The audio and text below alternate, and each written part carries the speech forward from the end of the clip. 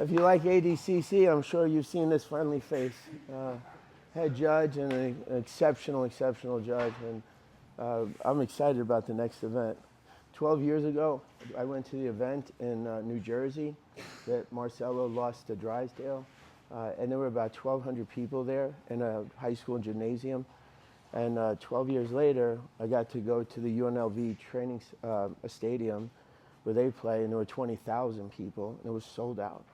And now it's at the T-Mobile Center, which is probably going to have 25,000 people, and the whole main floor was sold out within the day. And it's going to become an Olympic sport, absolutely, because Olympics follows money. And you're selling out stadiums and flow grappling. You're able to pay Gordon Ryan 6 figures to compete. And so it's going to be an Olympic sport. And, you know, we think the sport's been around forever. And if for us, because we've been in the game for 25 plus years, it's like, yeah, I get it. But it's really in its infant stages of what it's going to become. And thanks to men like him, you know, that he's able to go ref and tour the country. And I'm excited for the next one. Yeah. Excited for the next one. Yeah. So it's an absolute pleasure to have you here this week. Yeah. Let's go to deep half guard. That's where we were the other day. So the other day there was a couple of things that I told you to pay attention to that are critical to have some success. Your leg lines are going to look like this. Don't pick this leg up, and it should not flare out. If you were walking, I explained this the other day, you wouldn't walk with power like this. So you would run with your line straight like this, so they should be mirrored on the floor just like this in case you have to pop out and go to a dogfight position, so this leg shouldn't be up. I also want to activate my glutes and use the lower part of my body correctly so that I'm as efficient as possible. Also, if I've done that correctly, I'm pressing down on his kneecap behind the top of his calf because I want to keep this as the point position that I'm trying to manipulate. That's what I really am trying to manipulate, is the ACL and the meniscus. I'm physically trying to tear it if I can. And I'm hoping I don't tear it because I want to alter his hip lines so that I can come out the back or efficiently try to reverse him. So we're going to do some combinations now, right? So if I've done everything correctly, my kneecap is facing downwards and I'm yanking at his ankle so that I can turn his hip as I pull back. When I pull back, I would like my kneecap to be as far back as possible. So this line should look straight. It should not be shorted. It should be pulling back and trying to get my kneecap behind my glute line so that I've maximized the strength and pull on that. So what I'm doing with this kneecap is pressing down. What I'm doing with the back of the leg is pulling. Okay, obviously, I have a third thing, and there are actually two things that matter right now. I have a limb on this side, which is top. I have a limb on the bottom, and I have head position. I explained the other day, be careful with your head position because you're taking risk and you're understanding the management between a reality fight and actually a sport, okay? So when you're here at this angle and you're yanking this back, everything's right on this leg, this hand is pulling at his hip. It's not up here wandering around. The hip is what I want to pull to the mat on the other side. I'm also watching this leg for the back step because if I'm pulling and yanking and Nathan back steps, I have to hit the outside thigh before he back steps and catches my leg so that I can proceed to come up and start taking position on him. So I'm managing a couple of things. I'm also managing my head position because if you go against somebody that's much larger, much bigger than you, you're taking a risk when you go in there that he can potentially darce you, right? Because he's so big that his line to lace through is deep, right? So potentially if I'm sitting here like this and he's so much bigger than me, he may be a real fight, right? Because now if you're managing the distance, obviously if this was a real fight, or I'm trying to save myself and I'm trying to get out of here, and if I had my head here and you're worried about this darce, the moment that thing punches you in the face, everything goes out the window, your eyes swell up, you can't see, forget about it. You start covering your face and now everything goes south on you. I also don't want him to win head battle on the front portion of my body because if it's real fighting, you're going to go south quick. Go in here. Right? This is what I mean by it. If he's here and now I win battle at front position in front of his head, I'll pin this arm, never leave position up here and just keep hitting. So what I want to do on the other side is bury the skull, because I want to get to the skull, and as I hit, that's how the reversal happens. So you're managing a lot of things at this point, and what application this is applying to. We're doing sport right now, so I'm just laying everything out so you have an understanding. If you got into a real fight, you better bury that head, because that guy's going to come hitting you in the face. He's also going to be slamming you, so you got to be quick on this. You're here at this point. Everything's been explained to you. I'm pulling, and I'm trying my best to see what I do with this hand. So I'm going to let you reverse him, and we're going to do it a couple of different ways, but I'm going to feed you two, because I want you to combo them together. So one of them is what we did the other day. I know you want to take this hand and scoop under here. I get it. But I also want you to be able to use this hand multifunction, because it has to alter in 2 seconds. It may have to block, it may need to scoop, it may need to bite hip, it may need to grab ankle, it may need to retract behind me as I scissor to come up. So I'm managing so many things with this hand. So this hand doesn't have one linear line. It's reading where that back hip is, where the sprawl is, where this hand is, where you drop. This hand has to do so many things. So I'm careful with this hand and what I do with it on my commitment to it, right? So now I'm sitting here like this, and I'm yanking back like this, and I've just altered the hip line. I'm going to start you with a simple reversal. The one thing that I ask is that you use this physical leg. This leg starts to scoop. Stay up for me for a second. I'm going to ask him to just stabilize for a second. And the reason I'm asking is because I wouldn't do this move at this point. He has his frame out on the back side, so it's not realistic for me to roll him over unless I can clamp his hip, and we'll do that on the second round, but not yet. So I've gotten to this point. Obviously, I want to scoop underneath and bring him over, but I want to use this leg. I'm asking Ethan to hold up because I wouldn't go for this move at this point, but I also want to explain to you that I want to use and learn how to pull myself underneath. So as I yank myself underneath, now I'm starting to get right underneath him, that my leg starts aiming position the other way. So now I can use this leg to drive on him. As I'm driving, I'm blocking the top leg, because as I'm coming up, I'm looking to mount and take a big step before he closes this pocket. He's going to close that pocket quickly, so make sure your hand position blocks the top kneecap. I don't care about the bottom kneecap. It's irrelevant to me. My first foot position is over the top. One more time.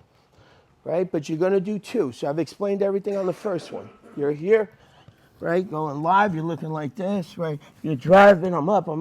You wrap it. You're on a wizard. So get used to feeling the wizard. So because I'm here and I'm trying to come up, he's heavy on my wizard. So as I drive up on it, I block top leg, I step over, I go straight to mount. The other day I explained this hand will get caught. Martin asked a very specific question. Understand what the vision is at this point. When I first come up on this, my headline comes high. If you were here the other day, I have to battle for this arm to be pulled out. I don't mind, but I understand what the vision is at this point. When I landed, my hand was stuck. I may need to butterfly this guy onto this side and bring him up and now start attacking this neck and this arm. So your first head position is high because I have to release this arm. I also want to be ready to sequence with my butterfly to the other side. Okay, so now let's go to the second one. So you owe me two. You owe me the standard half guard reversal. Okay, he takes the arm out on the second one, so I scissor, right? So if I'm here like this and I'm reading this arm and I'm underneath and I'm trying to come underneath him, and now as I come underneath, he takes out the leg. So my reaction is now the other way. He took out the arm. I bring this kneecap high and this one back. Can I bring you out for a second? I need you to do one thing for me. When you scissor at this point, this elbow is retracting at the same time. I need this arm behind me as I do this. So I don't need you to go like this. Bring yourself up and still have your arm on this side. As I scissor, this guy comes out because this guy should be behind me to come up on the top quadrant at this point. Don't be late on your retraction. Your arm will get stuck. So you're sitting here like this, and you'll see it from this angle now. As I scissor, I'm going out. So you have to take it. He kept his arm in, I wouldn't do the move, right? So the arm right now, if he had the wizard, I would have dove back in, right? So understand why I just stopped what I did, because I wouldn't have done the move. If his wizard is hard on me and I come up on the dog fight like that, my first reaction is to come right back in and dive underneath again. So if he wanted to keep the wizard, we're going back in again, reading reaction, right? So at this point, he's taking the arm out. So you're gonna do two. You're gonna do the reversal. On the second one, let him base the arm out. He bases the arm out, I scissor. Only thing I ask you, don't be late on this retraction of this arm. It's gonna get stuck on you. And it needs to be behind you. So you're sitting here like this. As I scissor, come back a second.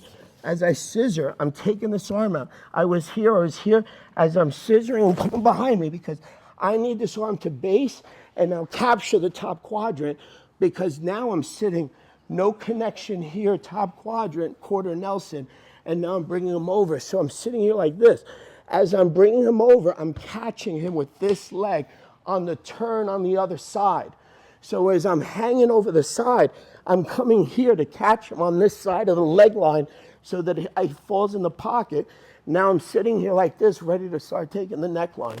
Let's part up and do it. You got two to do this. Do not go up on a power prop. So switch your position, right? So switch it, just keep it there, right? She was up on a power prop. How realistic would that be, right? And real fighting, you know what they're gonna do? They're gonna shoot this hand so deep on you, and then they're gonna spin you, right? They're gonna capture you. It's a totally different concept of what you're thinking of BJJ. They capture you, right? And then they spin you like this, right? You could do that, I'm okay with that. And now they start hitting you again, right? So it's not realistic for you to go up on this elbow.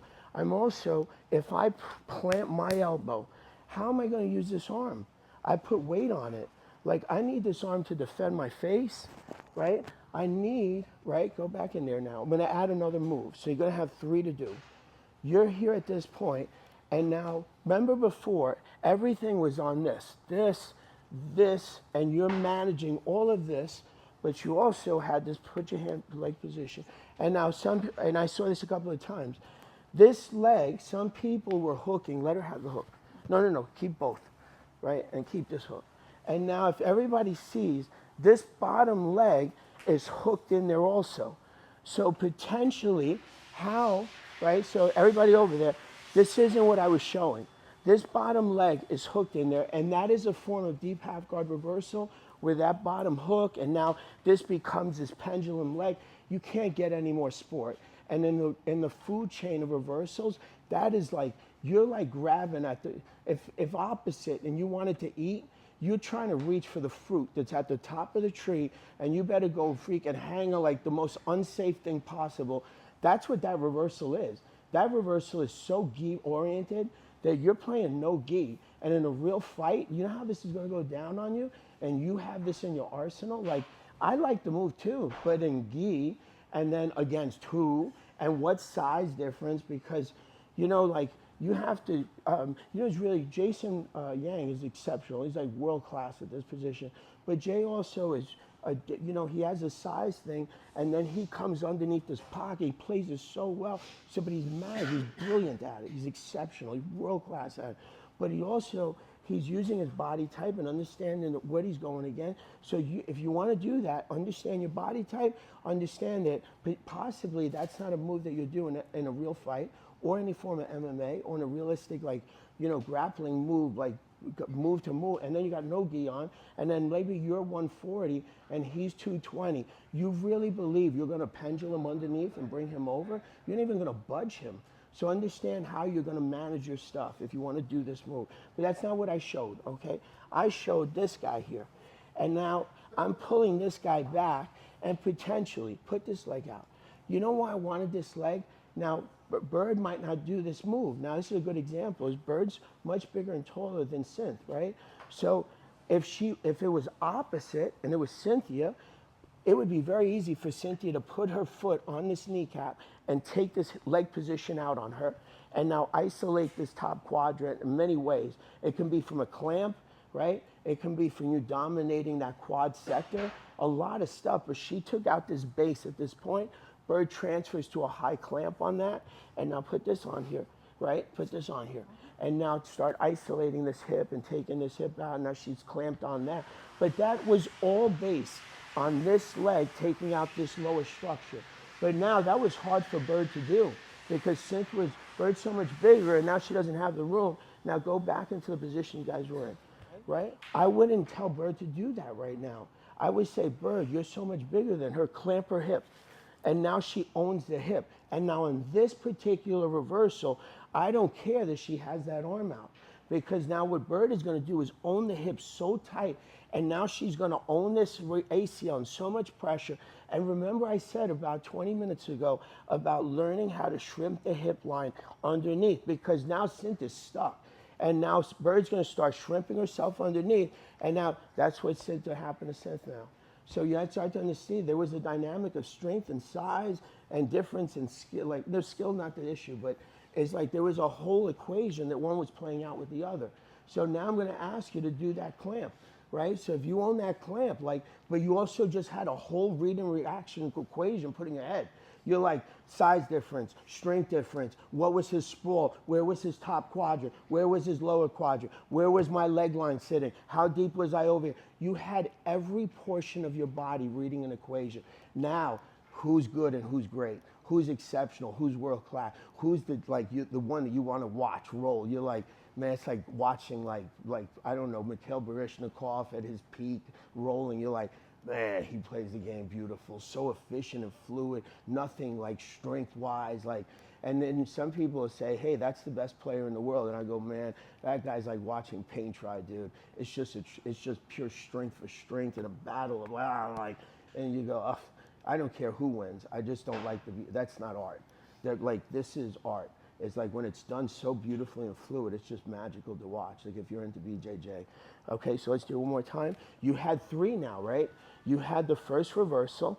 Very first reversal, you had a bunch of things. You're clamping, you're pulling, you're isolating, you're coming up, you're blocking, you're mounting. Excellent, right? Beautiful. You had 2 sides, left and right side. Second one, you're here, and she's doing everything. She just switched out, and now Bird read the lower equation really quick. She says it up. She knows she can't stay there. She got to go top quadrant super fast. She got to throw hook in. She can go quarter Nelson. You can take an ankle grab. You can pick them. I fed you so many these last few months. You should have an arsenal of 6 or 7 when you came up on that. And then we had the third one that she took the leg out. She sprawled hard. She's fighting for headline position. Bird just clamped the hip. Now what is she going to do? She's going to learn how to shrimp herself underneath. Bird, start shrimping yourself underneath and start coming out the bottom. Excellent. You had 3 now, right? So now we can start playing this tree of like all of the reactions off of them, and we can add more. So let's do the 3. 1, 2, 3, 1, 2, 3. I meant to say 1, 2, 3 left side, 1, 2, 3 right side. You have to be good at both sides. There's certain things you don't have to be good at. Have to be good at both sides on this one. So let's do it. 1, 2, 3. Let's go. I couldn't reach my fingertips. I want to do the move.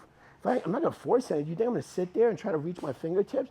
If I don't know by now where my hand is sitting and the length of my hand after 54 years, I don't know that I can reach my other hand. Like if my other hand's like this, and like I don't have one arm longer than the other. I know where my hand is. So when you're reaching, you should already understand where your fingertips are. So don't force it, right? So I would have been scissoring at that point and coming out the back. And if you do it, let your partner grab it because it's an excellent move. Just understand when to apply it, okay? Gordon's done it in comps. It's a beautiful move. Johnny's the one that showed it to me years ago. The next one, when you scissor your legs, right? Scissor them because there's a reason for it. You're sitting here like this. And remember I said about like having a vision of these additional like things that might potentially develop. And if you understand and you put these storylines in your head, you're gonna really beat so many people. Like you're gonna toy with people that are much stronger than you, faster, all these things, and you just have one thing. You have skill. And when John Danaher quoted that saying of like, technique is your sword, and when you first hear it, you're like, it really is, man. It really, really is, you know. Not an accident that some of the kids have such high-level successes. When I'm sitting here like this, I see some people going like this and just trying to come up like this. I gotta scissor out because I may need to drop this to his ankle. So when I scissor out, I'm like this. I don't want to be near this pocket, so I have to learn how to violently kick out and thrust. I also want to, because now, at this point, when I first scissored out, I'm hitting this so hard that as I pop Ethan out, I'm here reaching for this back ankle that maybe I can pick him. I may end up dropping this. Because if I'm like this, and I'm sitting here like this, and I scissor him out, and he pops out, I may grab this ankle on this side and now make my wedge point. If you understand mechanically what's going to happen right now, I'm going to get too crazy with you. But if I false grip this ankle and then keep my shoulder line as the first barrier point, I can start coming through on a false grip. And when Ethan first tries to face me at this point, he can't, because the rotation of the ankle is caught. Then I can make the secondary transfer to come up. Like, if you understand what your quarter-second reads are, like, you're getting these momentary pauses to make advancements, but you're pausing him in a position that he can't alter to mechanically come back at you. So potentially, without getting too crazy about this, on the false grip and the penetration here and coming up, the essence of the story, I still had to get bah. I still had to kick down. And if I'm kicking out and I'm just basically coming, how you're not going to get out? There's no way. You can't be thinking that you're going to do this. You're going to go like this. Right? You're sitting here like this, and you're going to kick him out, get stuck, and just turn your hip. He's going to do this. He's going to wizard you, and you're going to go. He's going to wizard. He's going to slam my head into the mat. And I'm like, okay, that didn't work out as planned. I'm sitting right next to him. So he's going to go, wham. He's going to wizard you. If you ever roll with Cassius, it's a money move. He loves doing that to people and slamming their face on the mat. And that's what he does. He's really good at it. I don't know if he's here today, but that's true. So learn how to scissor hard, because I want to come out the backside. I got to end up like this, right? I'm like here, sitting here, and Ethan's like this. And I go, I'm here like this, taking my head out, because I want, as I'm coming up, this pocket's first open. I'm like, okay, I'm up high. I caught already. I got my first hook in. I'm a messenger bag coming from my penetrations and my secondary hooks. Like, so I have some idea of where I'm going with my stuff. But everything positionally has to be right, otherwise you're going to be off. It's like throwing a punch off balance. Nobody in the pros throws a punch off balance, no one, right? Otherwise, you're basically doing amateur stuff, like where you're punching with your arms. So understand the vision behind it. When you scissor them hard. Now, remember about 30 minutes ago, we talked about why the legs were parallel. So you understand now, like, because I have to use all my generating force to go wham. But if I got this guy, and I still see some people doing it, this guy's up here, and you're going like this. That wouldn't work. Right? So start understanding the mechanics behind it. That's why I reinforce it. More you can teach a person, that old saying holds true for BJJ. You teach them how to fish, they eat for a lifetime. Feed them the fish, they eat for a day. So if I explain these things mechanically, you'll apply them. BJJ is mirrored over and over, same move, different positions, same exact thing. It just looks different. And then people will go, you say to them, why didn't you do the move? And they'll go, it wasn't there. It was the same move, it's just a different entry. Just looks different. It's the same exact sequence. Okay, we have about 5 minutes. You can do any of them. I recommend that you drill. If you don't drill, you know what I say is like, you're just a person that doesn't want to ever try to reach their full potential. It's how you do anything is how you do everything. So let's do it. Come on.